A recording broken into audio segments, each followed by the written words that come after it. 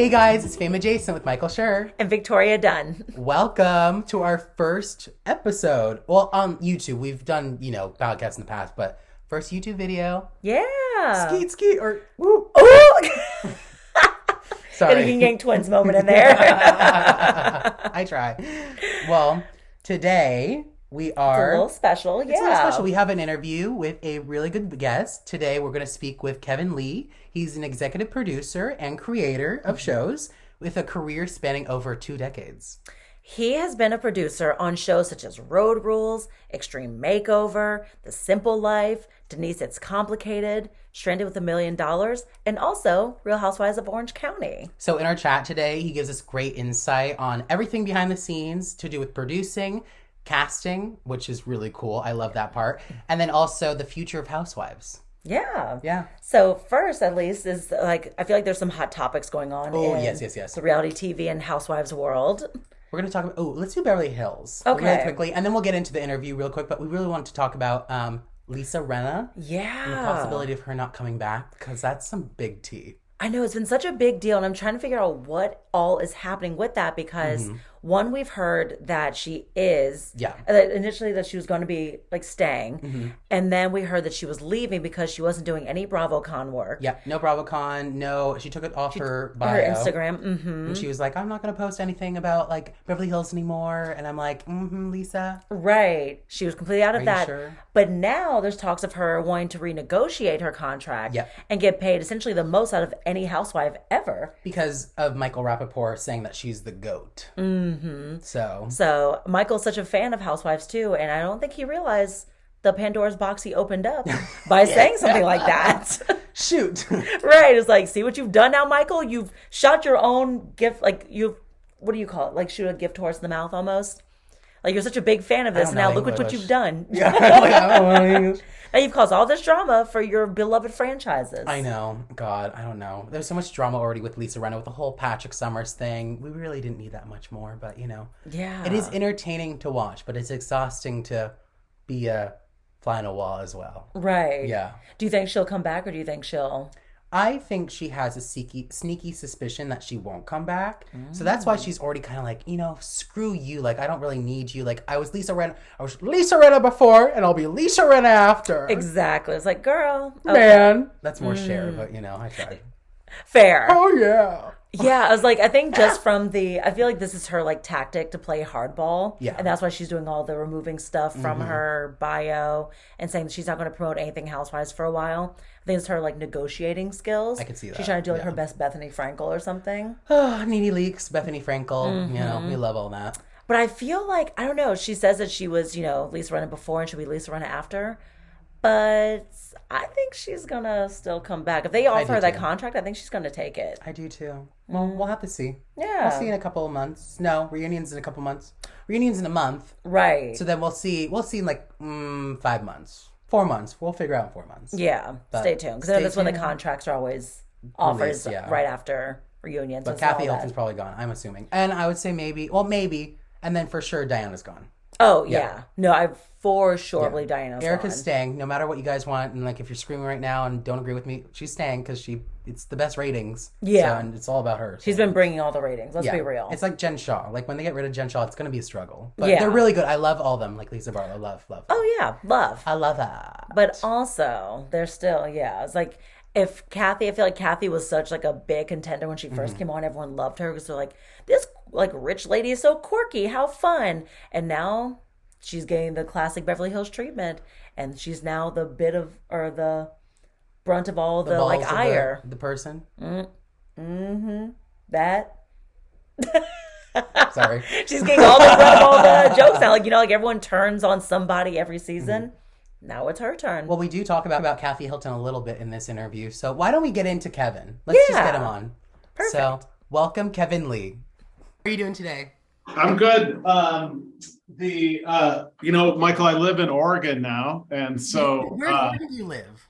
I live in Hood River, which is a small town outside of Portland, and I've been up here for. I lived up here when we worked together on Stranded also, and so I've been up here for about 10 years. But doing well. It's a beautiful fall day up here. Oh my God! Yeah, I was just in Bend, Oregon, 3 weeks ago. I'm in Oregon literally all the time. Oh, nice. So Yeah, nice. I love Bend. I love Bend. It's a lot nicer than LA, which is I love LA. No, it's not I love LA, but it is a little more congested here, might I say? Yes. Yeah. I'm the same way. I still love LA, but I don't miss the traffic or anything like that, but I spent 20 years of my life there. So I still always love LA. I love how I just assume that everyone in entertainment's in LA. I'm like, oh yeah, can you drive down the street? Like, because you're right there. Thinking, oh, shit. Yeah. I mean, I also imagine that. I forget that people can also just fly in and do their work and then go back home. That's Yes, that's been a wonderful thing. Doing something like this or even taking meetings for TV shows, it's the whole kind of Zoom thing has really opened things up. And, even prior to Zoom, it's just a 2-hour flight. You fly down, oftentimes I'd fly down and fly back the same day. So it's great. Speaking of Zoom, how do you think that has changed like casting process, especially for reality TV? Right. Because there's so Yeah. much. I think it's, I think it's tricky because, it's obviously more convenient, because you can talk to people around the country very easily.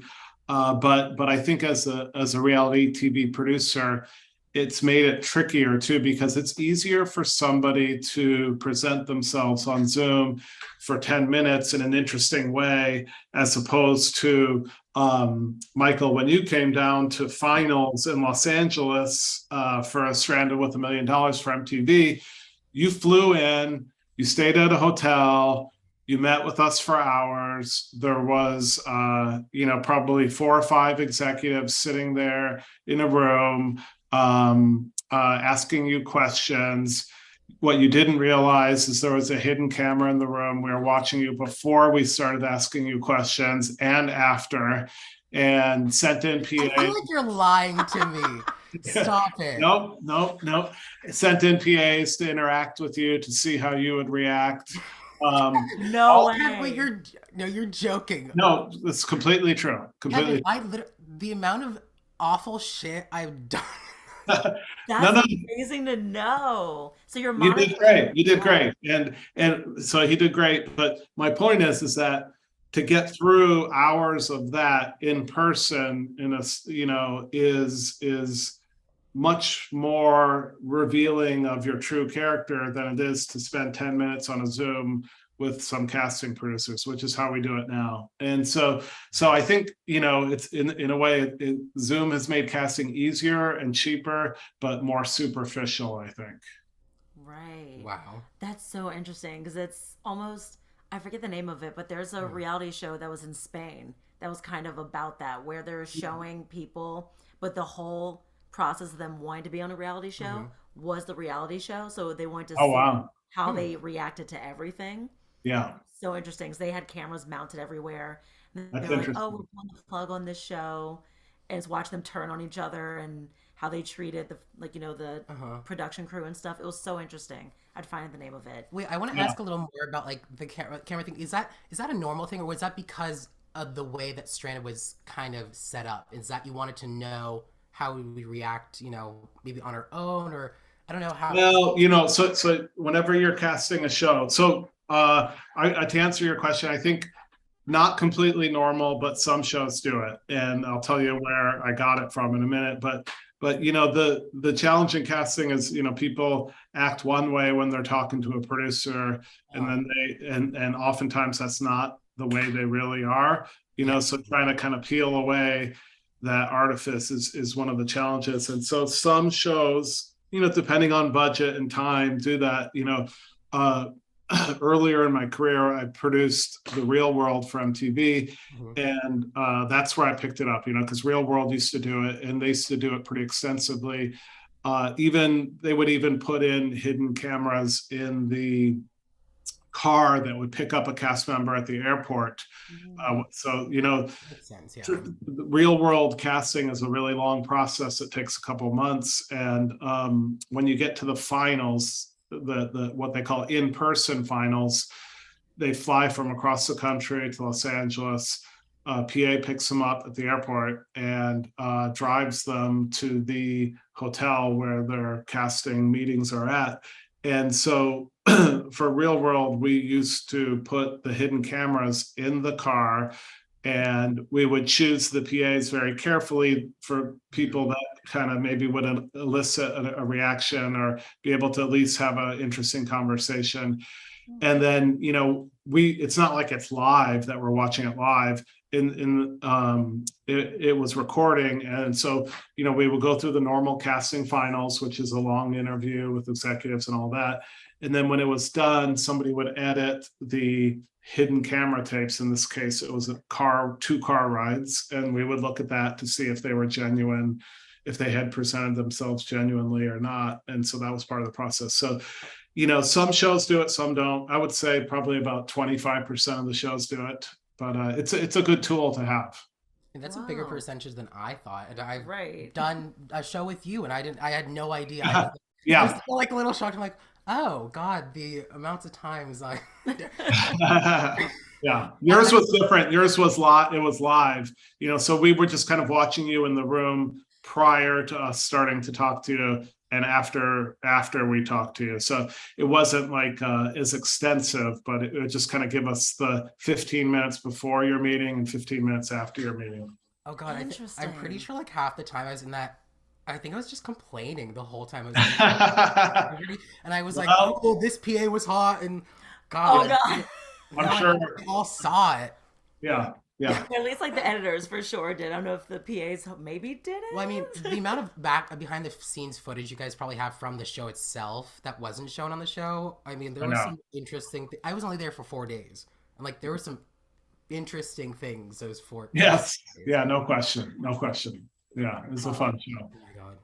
Ooh, also speaking of casting though, I'm interested because I know at least I come from a world more of like scripted television, and people always talk about when they're casting people, they want someone obviously who is talented, but also someone who they know they can spend months with that isn't essentially an asshole. Mm-hmm. How do you balance finding someone as a cast member that's interesting for television, but also someone that you want to be around for all that time? Like, do either of those come into play?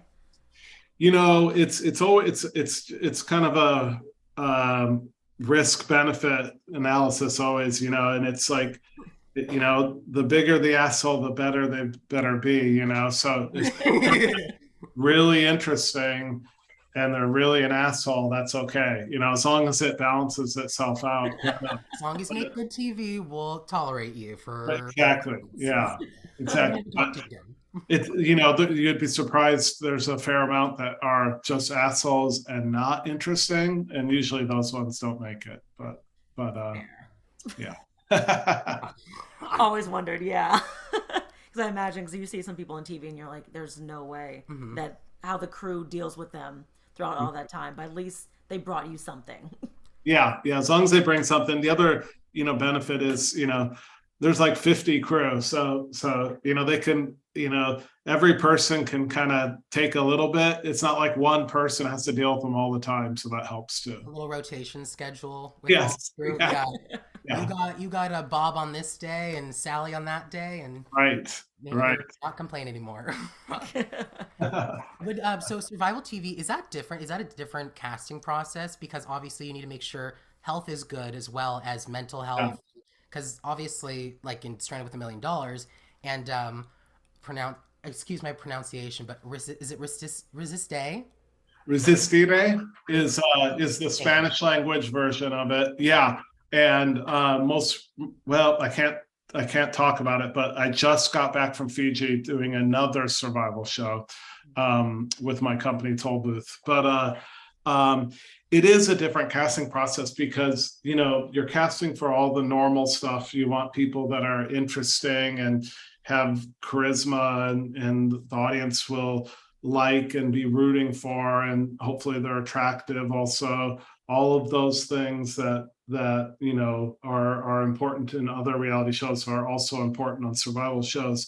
But they need to have a certain skill set and a certain amount of kind of physical fortitude, and and so that's a big part of it. Michael, you probably remember, I remember you were an Eagle Scout, and when you were young, and so you had skills that that would help you survive on the show. And if you remember, uh, we put the finalists through a little bit of survival skills testing, where they had to kind of make a fire or build a shelter or something like that.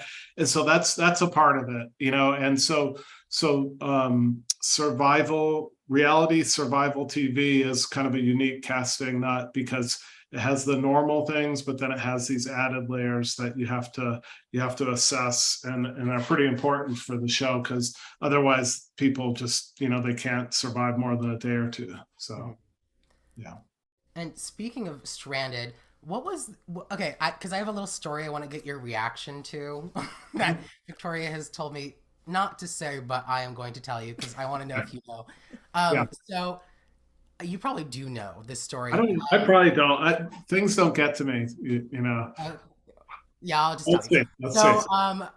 So obviously, me, Bria, Chris, and Ashley were the first ones out. We were in a separate hotel for, I don't know how, oh God, I don't know how long we were, like 8 years we were in that hotel. It was several weeks. Yeah. It was at least 3.5 weeks. Yeah.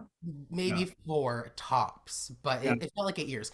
But basically, what had happened, I remember our PA came home one night from her only day off of taking care of us, because we were very rowdy.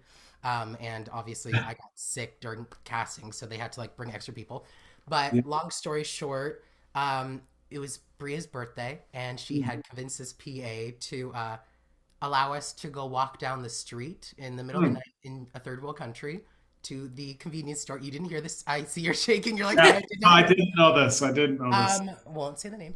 But I was like, save her job. Oh, I saved her job there. And so it was me, Ashley, and this PA who was still recovering from her day off. I think she was sailing or something. And we started walking down, and I remember just this truck going down the road. We were all black, being sneaky, and we hadn't been out in weeks. And I just remember hearing, "Michael, Ashley, blank, is that you?" And I turned around. It was Jill. And then also, I forget if it was the president of Burra Murray or if it was the president of MTV. Oh, yeah, it's probably someone from MTV. Yeah. Yeah, it was the president or something from MTV, and they're they saw us literally outside running, trying to run away. And I remember this PA was like, I don't remember what we wanted. And then Ashley was like, Michael's sick. We needed to get medicine for him. And then and Jill's like, "Michael, are you sick?" And I remember just pretending to faint. Well, you can thank Jill Garlick, because that never got to me. And I'm gonna look at the call sheet though now to see who the casting. See what you've done. No. But then to make her, to save her, she felt really bad at the end, because I don't think she was aware what was happening. And then when we got home 3 hours later, because we had to pretend, obviously, of my illness. Well, I was really sick, but convenience store, stuff like that. And I remember she came to my room and was like, "Oh my God, do you need anything, Michael? I'm so sorry you feel sick." And I was like, here we go. Now I'm gonna remember. Kevin. No, well, I'm cutting that out for the podcast, but Kevin, don't. No, the truth is, I'm glad that you mentioned it. I haven't. She's a good egg, but I haven't worked with her. In the Kevin, see, this is why I didn't want you to do it. No, I didn't. We're blanking out the podcast. No, she's a nice girl. She's a nice girl. No problem. No, it matters for him. No, but I will tell you, it wasn't her fault. It was Bria's. I believe that. Yeah. Bria is a trouble. I saw Bria a month ago. Well, she's doing another show that I was almost on for. I'm not going to say the network, but I was supposed to be a friend there of hers, because she's kind of ganged up on this new show. But I went with her to the Viper Room. 2 sets of police called on her that I had to calm down. Wow. She is a wild one. Wow. I never met with her outside the show, and I have rappers hitting me up Bria never hit me up after. I was like, guys, I barely go out. Oh my gosh. Well, she's so pretty, she can get away with it. She That's really is really pretty. Like Oh. yeah, even being gay, I'm like, wow, you're really pretty. Like, true. She okay, is. Yes. what else? Man. Anything else about Stranded that you want to ask? What about Kevin? What do you remember? What was your least favorite memory of me, if you can remember, and your favorite memory of me, or our cast in general? Doesn't have to be me. Well, I think my favorite memory of you was when you and Gina took the temptation and ate and then came back and were like the best liars of ever seen, with the rest of the cast denying that you had done it. And that was great. It was a big moment. First of all, it's just fun. And then second of all, it was a big moment for the show because like the game had begun, the deception had begun. And so that was a huge moment, I think, for the series, and right in the first episode. And then, I think when you tapped out, that was a sad moment because the show needed your Shit stir. kind of personality. What's the you kind of have a fun reality TV show personality that while the other cast members were good in their own ways, they didn't kind of have that sass or that kind of fun energy that you had. And so when you tapped out, that was a bummer. I understand why you did. I mean, looking at your feet and everything, I was like, "Oh, he's having a hard time." But that was sad, and it was a sad moment for the show. But Yeah, I was sad too. I would have loved to be on for longer, and I just like, I mean, the audience obviously didn't see it, but I mean, I was a lot more dynamic than what you guys even showed. I mean, I remember like I was crying 1 minute, and then I was over like trying to make a plan to like yeah, make a big team, and then I was clearly playing the game. Like I was kind of on both teams, but yeah. on the Cody team. I got into it with Cody, I think like 4 times, who I asked to do the podcast. Makani's coming next week. Oh, good. Okay. And then when we're showing this, obviously when the audience is listening to this, it's gonna be 2 weeks. But Cody was going to come on, but I think he was like, yeah, no. And I was like, okay, like well, yeah, you were a good cast member in the sense that that you were fun and funny and able to play the game and relatable. And Makani's great, Cody's great. They're all great in their different ways, but they're a little bit more earnest and straightforward than you were. And I don't mean that in a bad way for you. I mean that in a good way. You were more entertaining in that regard. Yeah. Yeah, I obviously people need to realize like it is reality TV, so like you want our real lives and how we really react, but we also realize it is entertainment. Like we have to make it entertaining. You have to heighten it a bit. It's a job. It's not like you don't just throw someone and just like really let them live their 100% life. It's like 100% real, but like emphasize it and just realize that you still are making a show. Or at least turn up the stakes too, to create that boiler point moment, or something has to happen. Like you said, bringing the PAs in to kind of push us over. Is that why you always sent the guy PAs to me?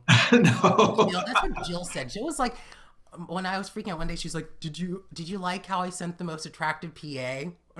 That's funny. I was like, "Oh, I love you so much."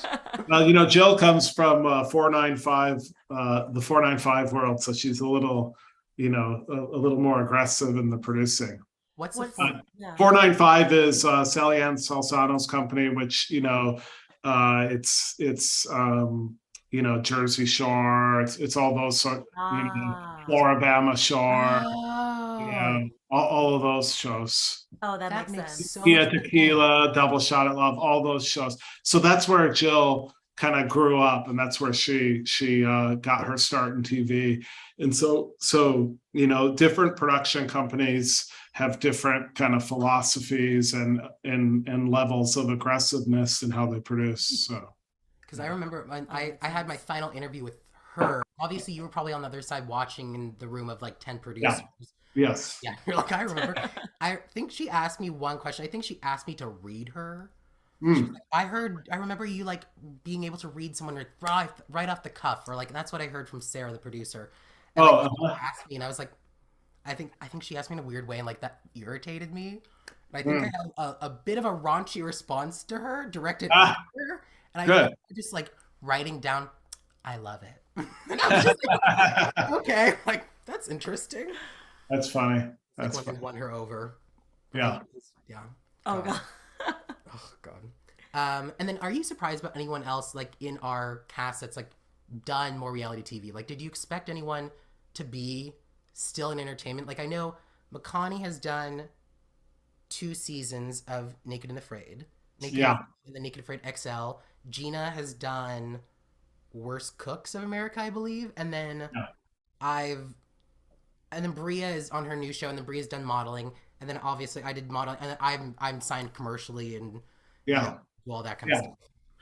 I mean, that, if you think back on the cast, that makes sense. Those are about the people that you would think that would have continued. I guess if anything, McConaughey's a little bit of a surprise because she's less extroverted than some of the other cast members, but because she's doing survival TV, she can get away with it. It's there's that added element that she's good at, which is actually the surviving part. Yeah, no, she's And very good at it. yeah, and so she's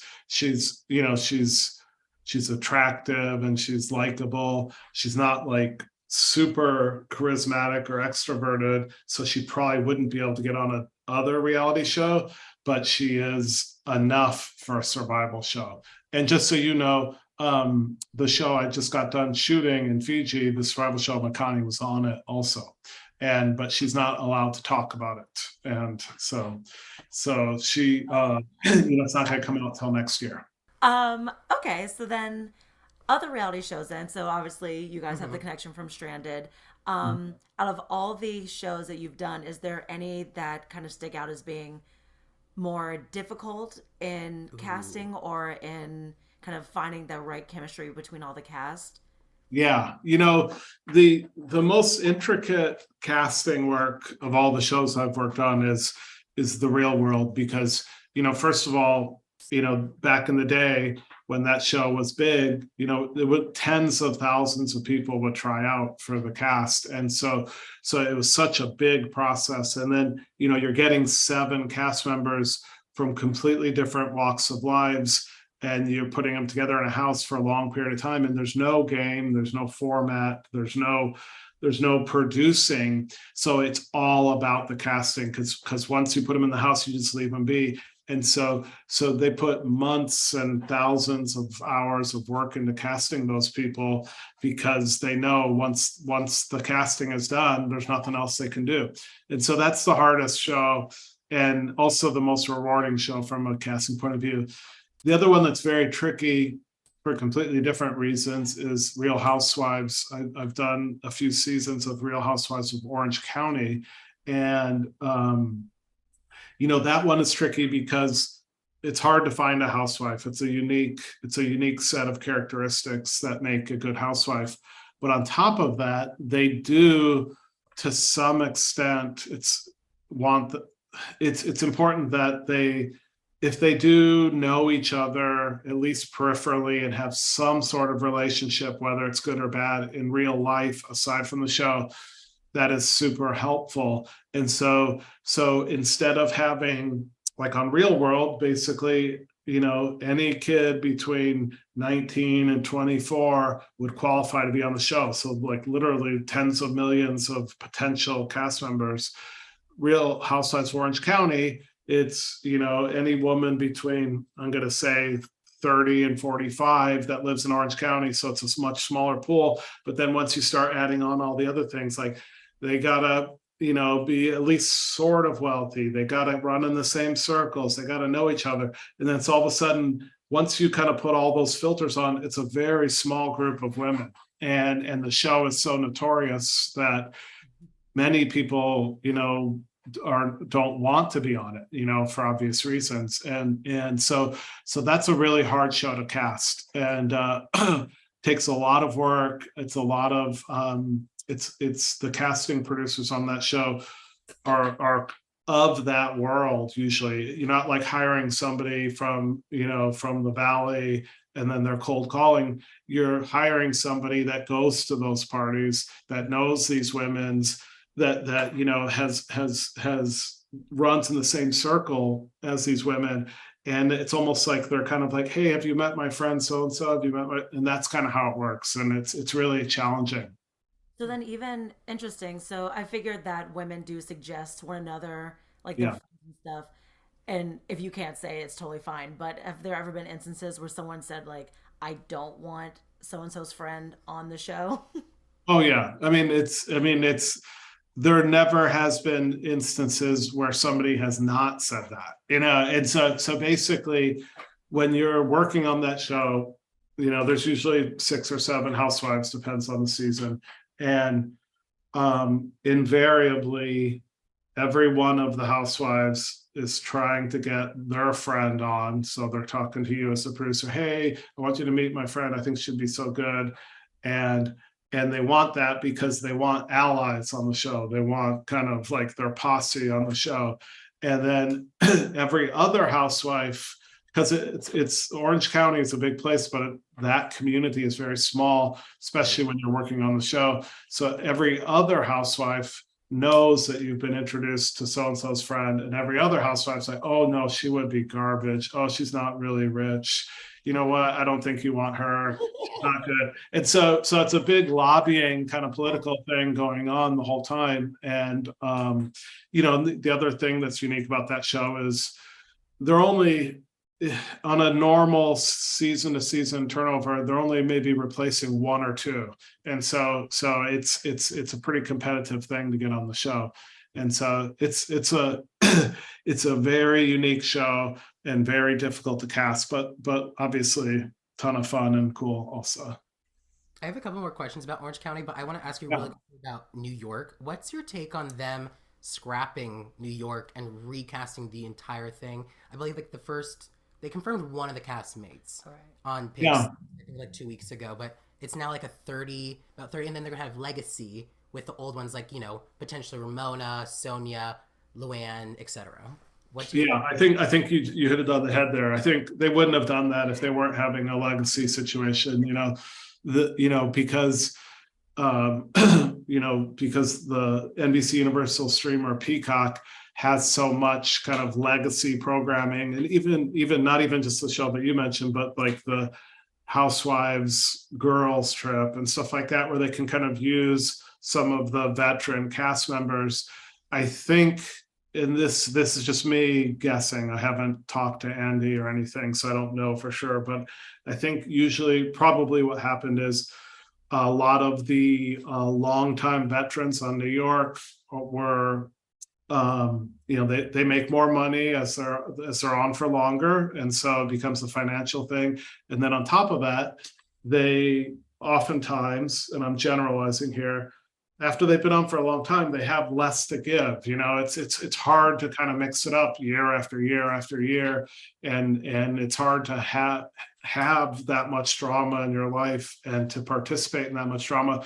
So if you've been on New York for 10 years and you're making the 10-year salary, but you're also not giving as much, then it just makes business sense if I'm Bravo or Peacock to be like, you know what, let's farm them out to like this other show and and repopulate the flagship with completely new blood and try to build it back up. My guess, that is not inside information, that's just me guessing. Yeah. Fair. What else about Orange County? Can you think about? Ooh, I know. I'm Ooh, trying to I think. have I have a yeah. question. It's like, So this last season, obviously they're having a bit of problem with casting, kind of what they kind of said themselves, because they revamped. Obviously, they have Taylor Armstrong coming on, Tamara, right. not Vicky, surprisingly, but hopefully she'll be on next season. Obviously, part of the I don't. Did you watch the season last season? I did not watch last season, but I still talk to them, so I know sort of what's going on. I Okay. talk to Heather Dubrow a lot in particular. Okay. Got you. Well, okay. Oh, well, you could, yeah, feel free to ask about her. I'll still ask it. It's not even directed towards Heather. I'm just so that last season, obviously, Noella, a new cast member, had said, obviously, there's a party. Nobu was over at Heather's. Love Nobu. Love Heather's Neighborhood. Actually, I used to work for one of them. I can say I used to work for Shannon, but Oh, Shannon yeah. remembers me. I used to walk her dog, Archie. Oh, cool. Yeah, Yeah, so she's nice. probably doesn't She's remember. she's a likable person. Yeah, I've talked to her like once or twice. She's super nice, like Like she seems like a treat. super nice and nice to everyone that works in her house. I mean, she's such a treat to talk to. Good cast member too, or she was early on at least. Yeah. Yeah. Going back to the question, I like so obviously Noella kind of stirred up the pot. She came in hot and spicy to the season. Yes. You should watch it. It is a interesting sight to see. But one of the things she She's talks a fun about, character. she's a really fun character. But she says at one point that Harry, I was like, Heather and Terry Terry. Dubrow, that's their new pet name, Harry, got into confrontation with one of the EPs on last season, and this rumored EP, wasn't asked back for next season. So that was a whole storyline of the whole season, basically last season. And my question from that, not to do with that, like I don't want to really know about that, but like in general, have you met a cast member that was powerful enough to convince the network to fire or get rid of a producer, cast member maybe, or like an EP? Yeah, that's a good question. The not really on that show. They they might pile on. The network is usually perpetually in a state of like, I don't know if this showrunner is doing good enough. And I think every showrunner of every season of every Housewives has probably faced those sorts of questions from Bravo. And so if they're already thinking that, and then the cast members start piling on and creating problems, then maybe that would be enough to put people over the edge. But I don't know specifically about the situation that you're talking about. But I do know, for celeb reality shows, that happens all the time. So if a cast member is famous, independent of the show, like famous before the show, and then those people, can get showrunners and executive producers fired, or even more, they can get the ones that they want hired to start with, And so celeb reality, 100%. Housewives, I don't think so. It would be rare. Yeah. Like for example, like for your shows that you've done, like you've done Denise Richards. I'm not saying that Denise Richards did this, but you did Denise Richards is Complicated. You're saying like a show like that more likely is going to have that happen rather than Housewives or Real World or even like The Challenge or something like that. Yeah. The exactly right. So the Denise Richards show, she was an executive producer on it also. And so when I got hired, when E hired me, I had to go meet with her, and she was kind of part of the process of me getting hired, and while she loved me and still loves me, she would never want me to get fired. She maybe would have had enough juice to get me or another showrunner fired. So shows like that, yeah, 100%. If it's a big celebrity, they could probably do it. Yeah. Got it. Okay. Oh, and then might just take a quick little break here Yeah, so we can do a little commercial break, and then we'll be right back. Of course. Fame Adjacent is brought to you by Cheaters Club Eyewear. Cheaters Club isn't just a name, it's a definition. In fact, the word cheaters is a common word that's used when referring to readers, and we're totally here for it. Cheaters likes to think of themselves as a destination for anyone who refuses to succumb to their age and wants to feel sexy and stylish when reaching for their reading glasses.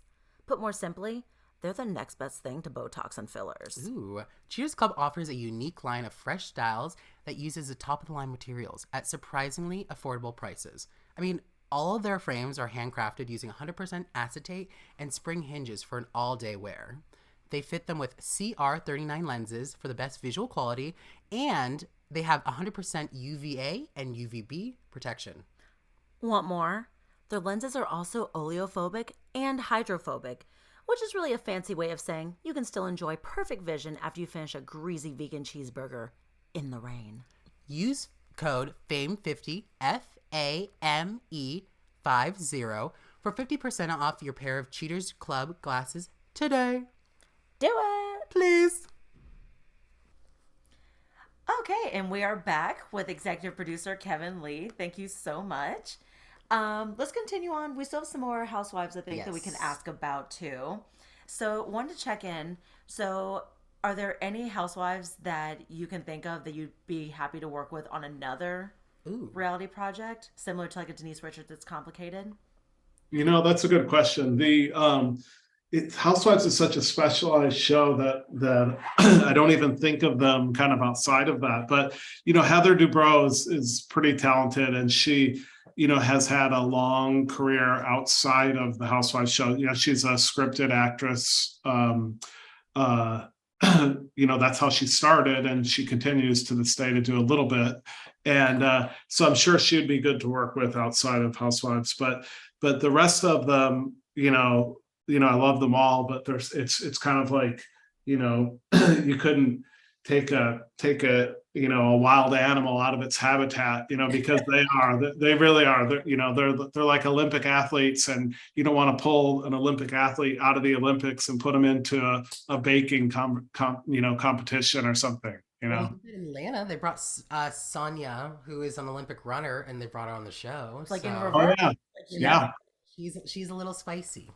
Is she? Yeah, I don't know her. Yeah. Oh, Yeah. that's okay. Yeah. Do you watch any other of the Housewives? I watch New York a bit. I watch Beverly Hills a bit, and then Orange County's my my old favorite, so I watch that. But there's so many of them now; it's hard to keep up. There's a lot. Yeah, it's getting overwhelming. Yeah, What would be out of all reality TV? Like, wait, do you have a go-to, or are you more like a scripted person to watch? No, I have a big respect for Survivor. I have a love of Housewives shows. I I'm trying to think what else. To this day, I still watch some of the old Real Worlds, and part of it is a generational thing. What was popular when I was a little bit younger too. But yeah, I love reality TV, and I still watch it. And I love the documentary series also. I loved Tiger King. I mean, I eat that stuff up. So I'm a fan. Definitely. Her. And then also kind of pivoting now into it's still in the reality world, but I know that you worked on Simple Life, and I'm a huge fan of Right. Simple Life. Yeah. So curious, but to delve into some of like the characterization we were talking about of the cast, for lack of a better word, with people like Paris Hilton, she came forward in her documentary and said how that was more of a character she was playing when she was on that show. And like Kathy, her mom is now on a reality show and doing that as well now. Did that become did it feel fake to you all, or do you notice the fakeness of that in the moment? Do you think that works for them to kind of create a character as opposed to bringing a little bit of Because authenticity? Kathy's also different than real life on the show. I don't know. They play dumb. They Like, play both of them dumber than play they really dumber. are because they're quite smart people. I think. Yeah, I mean, it's I kind of have mixed feelings about that. The as you guys have mentioned before, usually, Paris Hilton and Kathy Hilton, they're not Meryl Streep, so they can't act a part. What they do, what Paris is referring to is she kind of exaggerated parts of her true personality in Simple Life. So she really is like that, but she kind of amped it up for the cameras, and which is a different thing than she kind of now her revisionist thing is like, oh, I'm a genius entrepreneur, and I was just playing dumb. Well, she was exaggerating parts of her true personality, and that's all anybody can do in reality TV, because it's really hard to improvise and act a role, and especially if you don't have writers and you don't have directors and you don't have a script around you. And so the notion that she created a character and stayed in character for several months while we were filming, and that had nothing to do with her true self is not accurate. I hate to say it, but so she was like that. She played it up for the cameras, but that is based on her true character.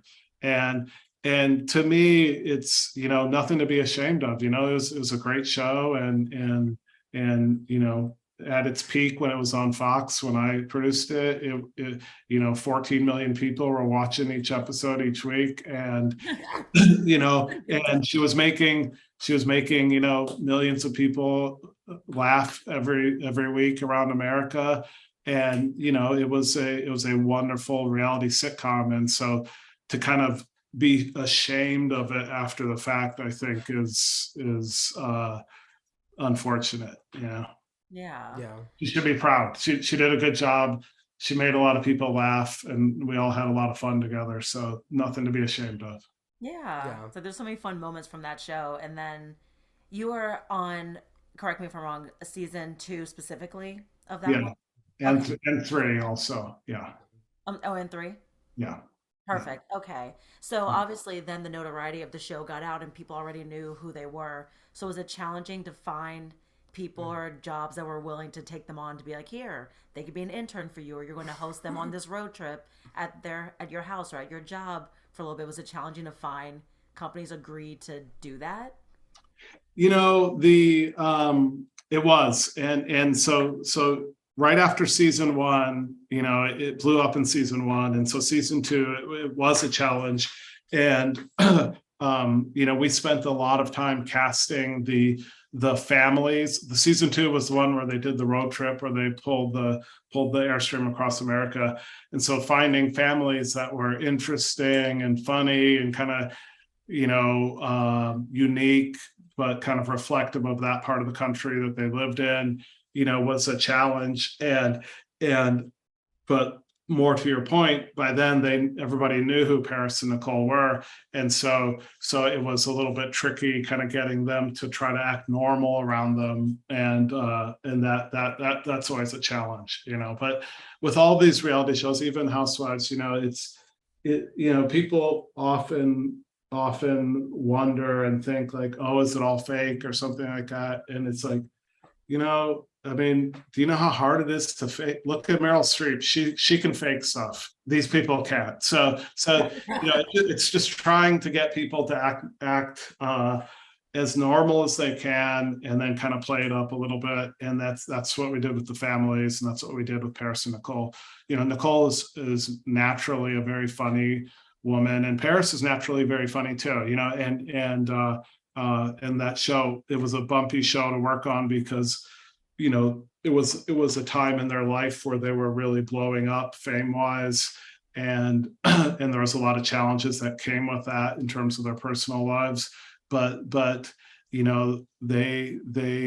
really broke through in a way that people don't break through anymore. You just don't see it. The biggest show on Netflix, the audience would be a small fraction of what that was back then. So Yeah. And then did you, because now I'm curious about this too, since you were going on the road and had different locations, were there any instances of people like crashing the set that then you had to obviously get clearance and pay them off and stuff, or was it a struggle to keep people out of production since you're in the Yeah, it was a struggle. It got to the point where we could only film for, everybody's on non-disclosure and everything, so we kind of try to keep it a secret of where we were and where we were going to film. And then as soon as we would arrive in a place, we'd have to get in and out really quickly, because after an hour or two of people kind of texting each other, there'd just be a giant crowd out in front, and you'd have to get security to kind of take them out. And so we went to I'm trying to think, we went to a casino in Louisiana, and probably within 45 minutes there was like thousands of people there, kind of like just like blocking the exits and everything, and so you have to get in and out really quick, and you have to have a lot of security. Wow. Yeah. I can imagine that. Right, I was like, I kind of figured that there obviously had to be some sort of security, at least to kind of keep the perimeter secure with that. Because I know in scripted, obviously, that happens. People try and walk into frame whenever we shoot on location. So I was curious. I was like, yeah, a little bit of that, but we have security for that. The bigger problem would be when the crowd would get so big off camera that it would just start to impede on us. But yeah, we'd have people that keep them out of the background for sure. Yeah. Yeah. Also, that messes with your sound. Yes. All those people talking. I Yeah, good point. I know this is not about Simple Life, but I have one more question about OC going back there to watch County. Because I forgot to ask. So they asked Tamara back. Do you think that I would love them to ask Vicky back? But do you think that they're staggering potentially returning alumni, like kind of like waiting a season and seeing how it does, and then asking her back? That's a really good question. I think I'm curious myself. You know, uh, it could be that, it's not like they want to kind of make it a legends show or a legacy show. So maybe they're afraid to bring two of the originals back so quickly. So it might be that, or it also might be, you know, uh, they both make a lot of money, and so to take on two big salaries at once might be hard. Or there's also, we think of them as the same because they were both on it relatively early. Vicky obviously much earlier than Tamara, but they're very different people, and they're very different for like the producers to deal with off camera. You can imagine, Okay. so that's probably part of it too. Well, sorry. It's because no, that was Vicky's response to it. She was asked. That's on, what she said. Yeah. What did Vicky say? She was asked on Daily Pop, and they asked. I think Justin Sylvester asked her, "Why do you think they brought Tamara back instead of you?" And she said, "Well, I'm not a 50-year-old that shows her boobs." And I was like, "Oh, Oh, she doesn't? well." That was my response. I was like, Yeah. "I'm sure there's past seasons where she's exposed." Yeah. She might be a 55-year-old that does, though. No. My God. I mean, Vicky, she's my favorite housewife of all time, but she's a challenge to manage off camera, and so that may have been part of it. Yeah, And but who knows? I mean, she was great in the Ultimate Girls Trip, but because of her circumstances with the whole, was it Steve or I Or can't, about the her ex who left her for the 30-year-old, and she was experiencing that during filming. So Yeah. that could have also been part of it too, because she wasn't as interesting as she usually is. Because she's really interesting. I was She's gonna so say, entertaining. yeah, like I've seen seasons of Orange County, and I've always known like the whoop it up and like the She's super very fun, chill. playful, and then yeah, she was very Yeah. more subdued during Ultimate Girls Trip. Yeah. Yeah. I mean, who knows? She's amazing and such a fun and crazy person on and off camera. I can. Yeah. What you see is what you get. You stop filming and it's exactly the same. Oh, I haven't met her, but I've seen Vicky. So I was on season 14 of Real Housewives. Mm. I did there was a fashion show on a yacht at the Balboa Bay Club. I was the Oh, cool. manager at the Balboa Bay Club at that time, at like 20, which is a little too young to be a manager at a yacht club. That's But, cool. I remember they asked me to walk into the show, the producer of OC Fashion Week, and it was Broadwin, who wasn't on your season, but Broadwin Burkham's younger, I don't know her last name, but Broadwin's younger I just know it's son's fashion show. And I remember Vicky was there. I met a couple other people. It was very dramatic. Our producer at OC, of the fashion show, got into it with one of the cast members. I had to pull her away from the screen. Thank God they didn't show me very often. And they didn't put my name Wow. on them. I would have been horrified. Well, you did or didn't? No, I didn't get it. No. Okay. Thank God. Because I was just there pulling her back. The Wow. cat after her. But Yeah. oh my God. But Whoa. Vicky was a very entertaining person. She was super nice. She was nice to everyone, but I could see that she has a little fire in her. Just a little. Yes. Yeah. She can be not nice too. Yeah. Well, yeah. I was like, I can imagine, especially because you get a bit of senioritis, I Yeah. think, with being That's- on for that long, so you get very comfortable. That is true. Which I think is that, and I imagine that's why the contracts are season by season to kind of maybe take a little bit of the control back or some of the power back. So I would imagine think- that too. Yeah, I think you're right. And also, Vicky in particular, she was on the very first season of the very first Housewives. So she feels a sense of, rightfully so, she feels a sense of ownership, to some extent. So, yeah. Just like Nene with Atlanta, yeah. Yeah. Yeah. Yeah. Oh, Nini, that's a Right. whole different. That could be a whole different I podcast. know. There's no Atlanta without Orange County, you know. I mean, Orange County was on for years prior to Atlanta, you know. So Yeah, Exactly. Yeah, it three started years, right? everything. 3 years, and then it was Atlanta and New Beverly York. Hills, and then yeah. Oh, and I then New think New York. York, right? Oh, I was it thought. New York then Beverly Hills? I, That's a good question. I know Atlanta was second. That's Yeah. all. okay. Yeah. I'm trying to remember, but yeah, Yeah. Atlanta was second. Okay. Someone can fact check us while they're listening. They Right. can they can look. Vicky was even on the unaired pilot, you know, which was shot as a soft scripted, like the guy who Scott Dunlop, who created it and shot the pilot, you know, was inspired by Curb Your Enthusiasm and decided to film his neighbors and Coda de Casa in a kind of like soft scripted, based on reality kind of slice of life of this weird development. And Vicky and Slade and a few a few others that continued on were in that pilot actually. So Oh wow. Interesting. How long prior was that pilot shot before they started filming the normal season?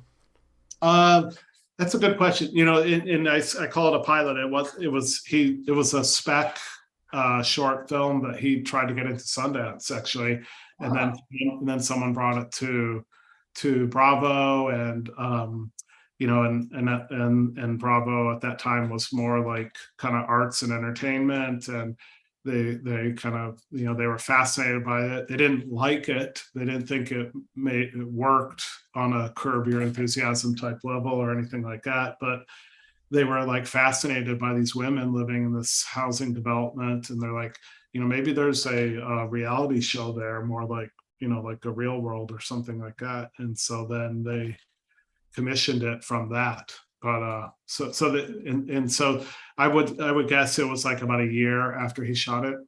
Okay. And wow. how do you think like reality, especially Housewives, is changing?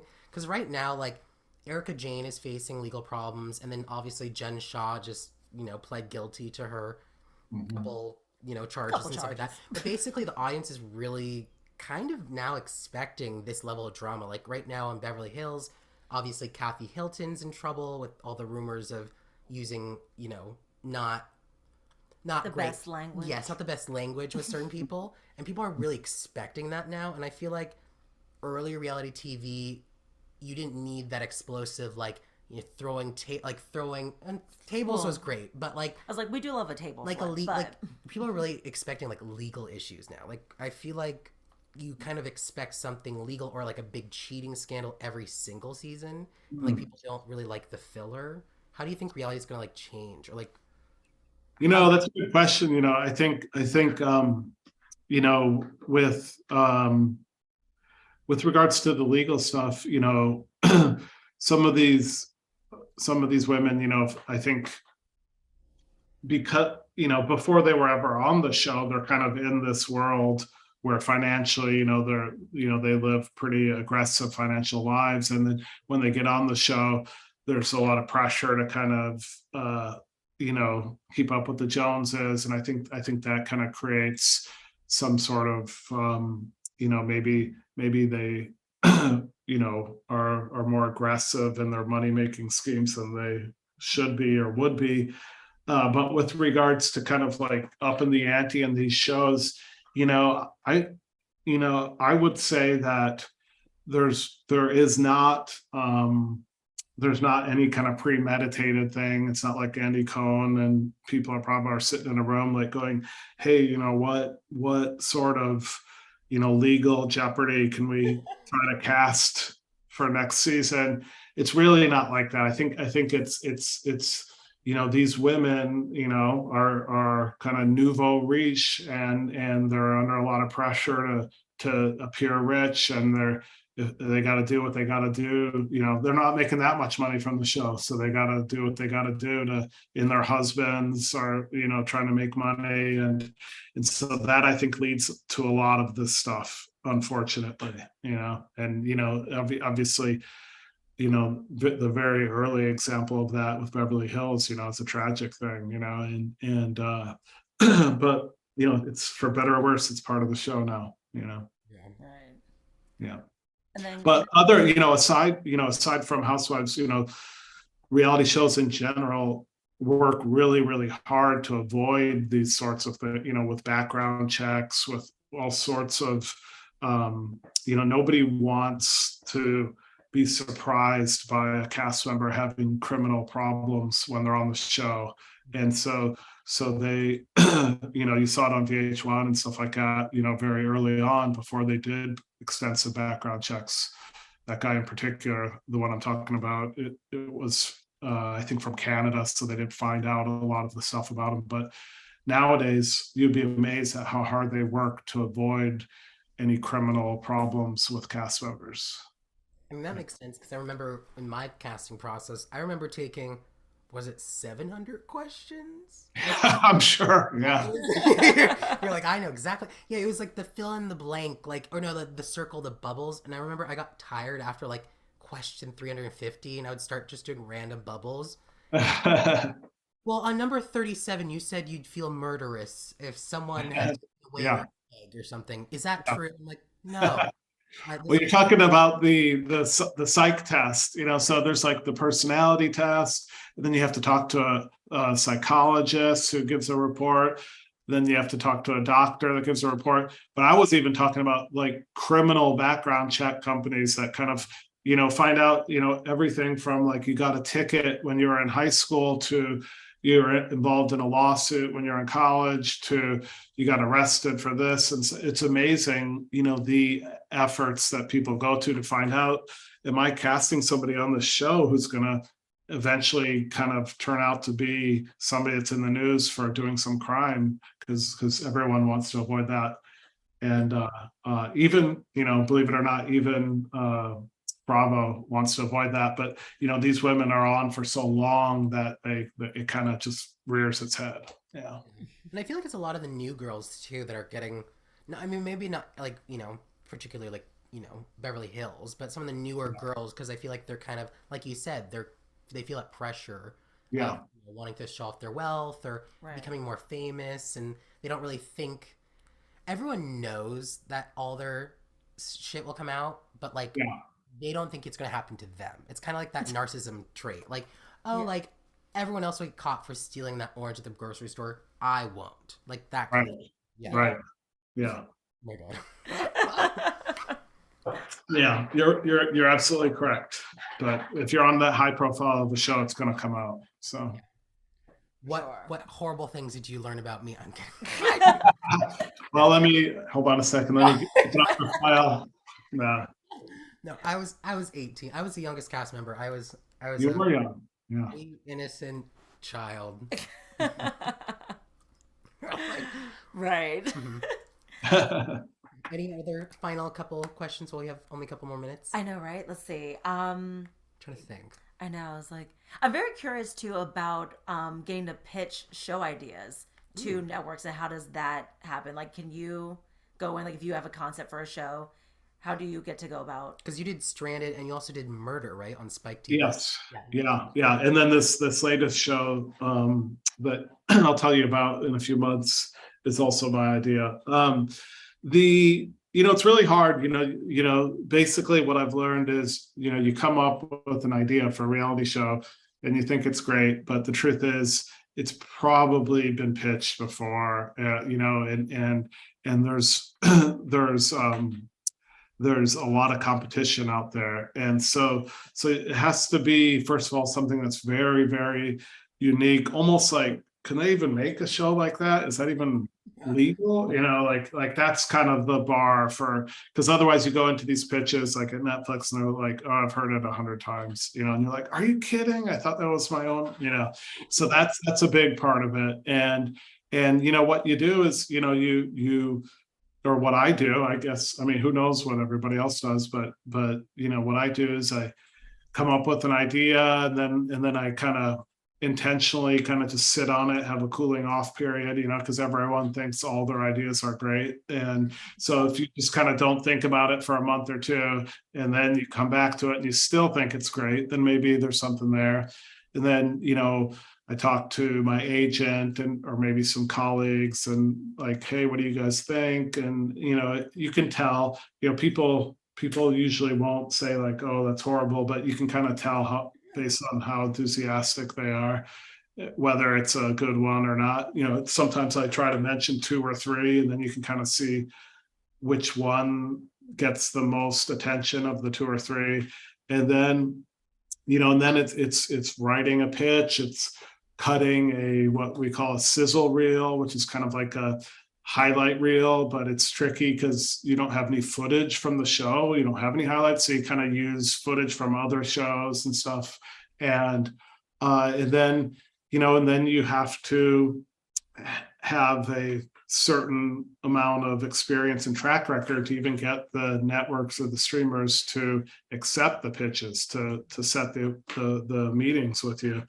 And then you go in, or in this case oftentimes it's Zoom now, and you just have a few minutes to tell them about it, and 9 times out of 10 it's not right for them, or they have something similar in development, but every now and then you get a bite, and then, but even then it's not like the show's on TV. It's you get a bite, and then you go through 6 months of back and forth, what we call like paper development sometimes, or sometimes they'll give you money to cast it, and but oftentimes there's intermediate steps between when they accept the pitch and when you actually get to start making the TV show. This latest one that I just got done filming was really fast, and it was great. I came up with the idea and finished the editing the sizzle reel myself in January, and in June I was in Fiji shooting a new TV show. So that's quick. But oftentimes it takes years. So it's a hard process. Yeah, I imagine. I know, right? A lot of work. Seriously. Yeah. I don't think people. I think people realize how much work it is, but like it's a lot. It's literally you're doing your whole pitch and everything. Like the fact, because I was thinking about that when you said that the gentleman who Housewives was based off of created his own kind of spec off of that. So it was like it's got to be a whole process of just a lot of solo work. Yeah. Get it all together. Yeah. Yeah, no question. And the really hard part is you have to do, that work on 10 pitches, and you're lucky if one of them gets spot. So it's a lot of work, and then a lot of work for most of them don't go anywhere. So. And then it's fun. It's a lot of work there too. Yeah. You guys were always up like all night too during our show. Obviously. I know. It's a lot. It is a lot. Reality is a very work intensive genre. It's not fancy. It's not big budget. It's not glamorous. It's a lot of work, but it's awesome. And we love the shows, so it's worth it. Yeah, no, everyone enjoys them. I personally love reality TV. That's why we're doing a podcast about reality TV. Nice. Yeah. So much. Yeah. Well, I think that's a perfect segue to go into our final little game. Unless you have any other questions. No. Okay. So we have our own version of Marry, Fuck, Kill. Yeah. Instead, we're doing it's green light, on pause, and canceled. With shows. So we're, Yeah, with like shows Not that you've people. worked on. So for shows that you've worked on, Real Housewives of Orange County, Denise Richards, It's Complicated, An Extreme Makeover.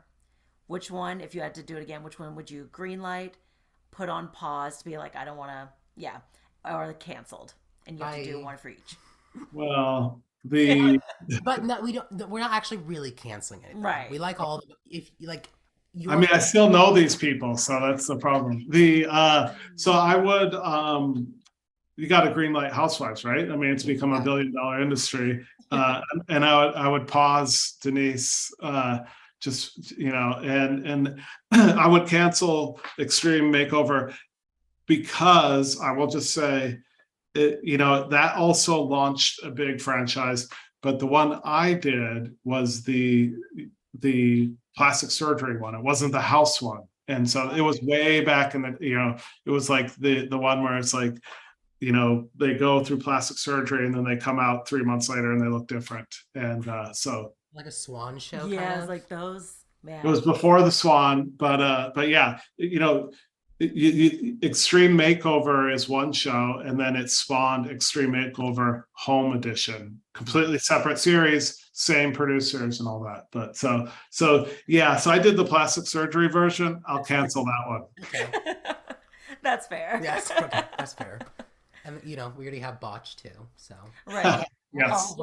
I'll get my life on Botched. Oh God. Yeah. There's Heather too. Yeah. See, and then again, it always comes back to Debro. Yeah. That's funny. Good business people. Oh my God. For sure. Yeah. Well, it was great having you on. I really appreciate you coming on today.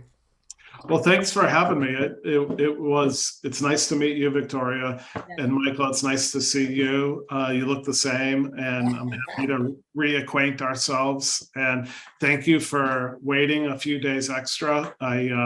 As you know, I was sick previously, but I feel much better, and it was nice to talk to both of you. It's good talking to you great too. talking to you too. Thank you so much.